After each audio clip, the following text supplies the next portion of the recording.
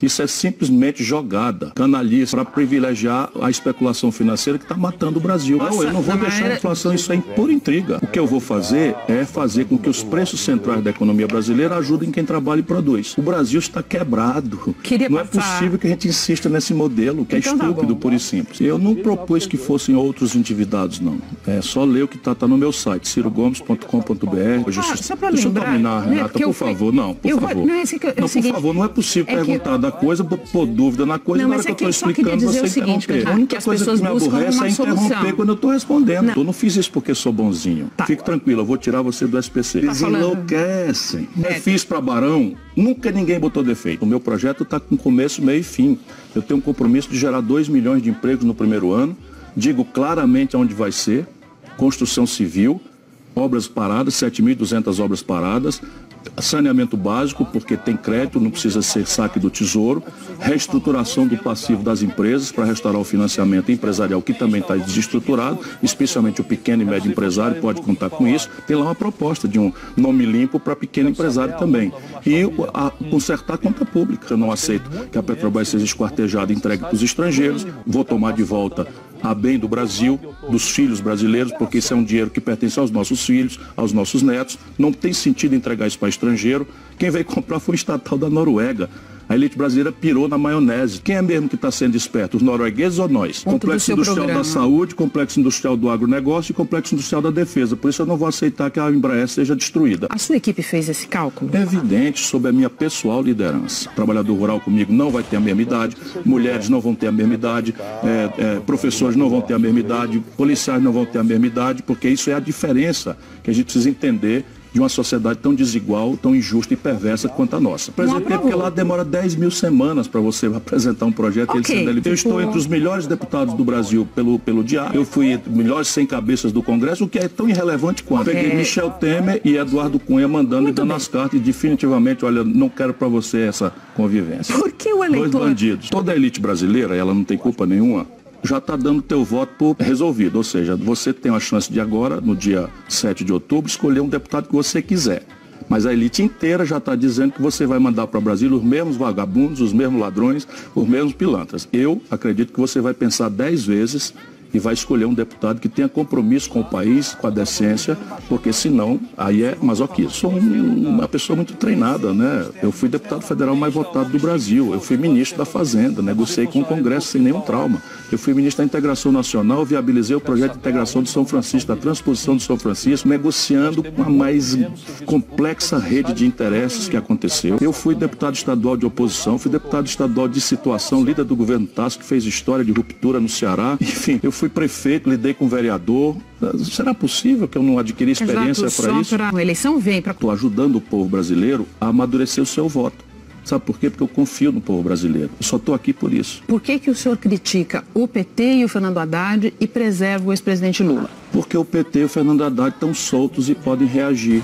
E o Lula está na cadeia. Eu me sinto um covarde. Mas você acha que acontece alguma coisa? Eu gostaria muito que o Lula estivesse solto para que a gente pudesse estabelecer um debate e eu refletir com ele. Meu irmão, eu sou amigo do Lula há mais de 30 anos. Eu apoiei o Lula todos os momentos. Quem quiser inventar outra história, inventa outra história. O Lula nem é o Satanás, como os coxinhas, os radicais de direita no Brasil querem fazer, e nem é esse Deus que certa fração religiosa radicalizada do PT quer também transformar. Deixa eu só terminar, porque a pergunta é complexa.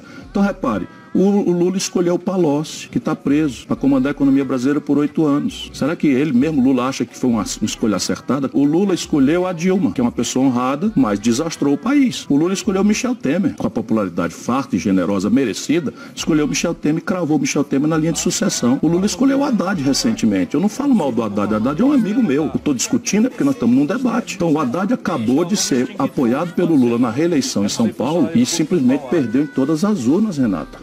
Perdeu no primeiro turno, tirou 16% dos votos. Foi considerado o pior prefeito do país, tinha 3% de avaliação ótima. É razoável que a gente exponha o Brasil a esse risco com a radicalização fascistoide, odienta, radicalizada que nós estamos assistindo, que já descambou para a violência física, que o Brasil vai repetir essa mesma confrontação? Que dia nosso povo vai ter sossego? Porque eu quero ajudar o Brasil a achar o caminho do equilíbrio, do diálogo, em que a gente estabeleça as diferenças sem esse radicalismo extremado. No Mensalão eu estava lá. Ele de fato não sabia. Eu tenho razões genuínas para acreditar que ele de fato falou a verdade quando disse que não sabia.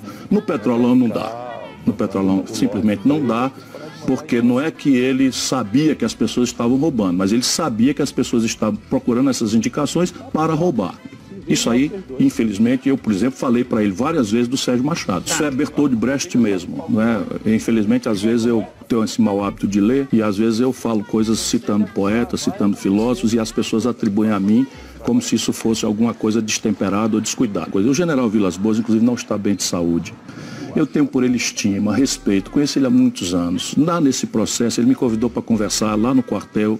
Eu mandei dizer para ele que não achava próprio o comandante do Exército. Processo eleitoral. Agora, neste processo eleitoral que nós estamos em andamento, ele me convidou para ir no quartel-general, no Forte Apache, em Brasília, onde ele exercita o comando, e eu disse a ele que não era próprio o comandante do Exército convidar um candidato para conversar.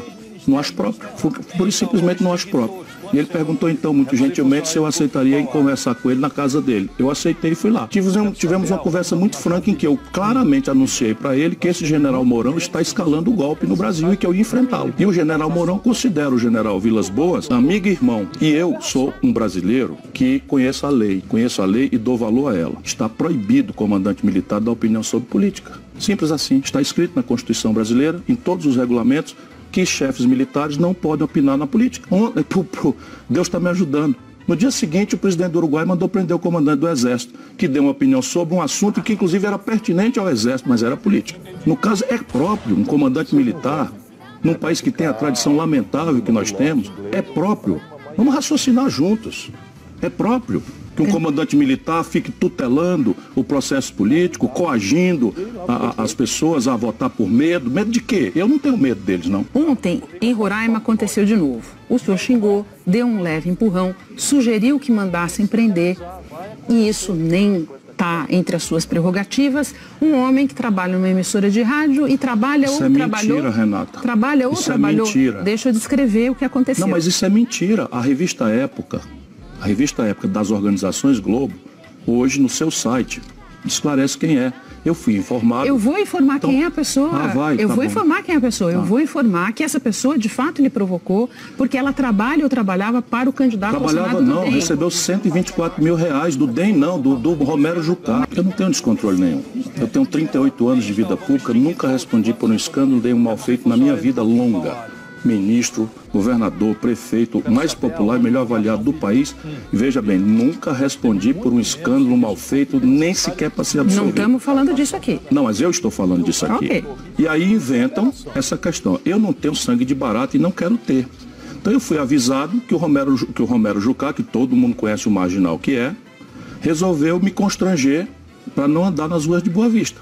Que ia pagar o quê? Um camarada veio, Renata, tá tudo filmado. O camarada veio e botou a mão aqui e grudou um adesivo do Bolsonaro, mandado por ele, para simular covarde vagabundo que é, para simular que era alguém do Bolsonaro. Um candidato acabou de levar uma facada. Pois o camarada podia ter enfiado a faca no meu peito, aqui em cima do coração. Tá tudo filmado. Felizmente, hoje a imprensa está acompanhando, tudo filmado. Aí veio o mesmo cidadão, vem para cima de mim e vem se aproximando. Eu empurrei ele de volta. E quando eu empurrei ele de volta, eu disse, vai para casa do Romero Jucá e falei um palavrão. Eu falo palavrões. Não em absoluto, eu sei que você jamais falou um palavrão. O senhor não acha que ocupando a presidência da República vai ser exigido do senhor muito mais controle, muito mais temperança, numa situação de grande estresse, de exigência diária? Claro, simples assim. Então nós temos duas questões para fazer. O presidente da República anda no meio da rua, exposto a alguém dar um empurrão nele, alguém enfiar uma faca na barriga dele, isso nunca aconteceu, não vai acontecer comigo. Agora veja, Renata, a grande questão não é essa. A grande questão é o seguinte, eu estou dizendo novamente que eu fui governador do 8º Estado brasileiro, ministro da Fazenda, ajudei a fazer o Plano Real, ministro da Integração Nacional, viabilizei o projeto São Francisco de integração que levou água para mais de 12, vai levar, porque não terminaram ainda, eu vou terminar se Deus me ajudar a ser o presidente do Brasil. Eu fui prefeito da 5ª cidade do país. Me aponte um desatino, eu portando uma representação pública, um só. Então, naquele momento ele tinha o poder tal, ele tinha a responsabilidade pública tal, ele cometeu o seguinte desatino. É porque não tendo o que dizer de mim, não pode me chamar de ladrão, não pode me chamar de competente e ninguém passa numa campanha com paletó limpinho. 16 anos atrás, chamei alguém de burro, porque de fato existe gente burra. Esse general Mourão é um jumento de carga. Disse hoje que família que é chefiada por mulheres... Nosso tempo acabou, candidato.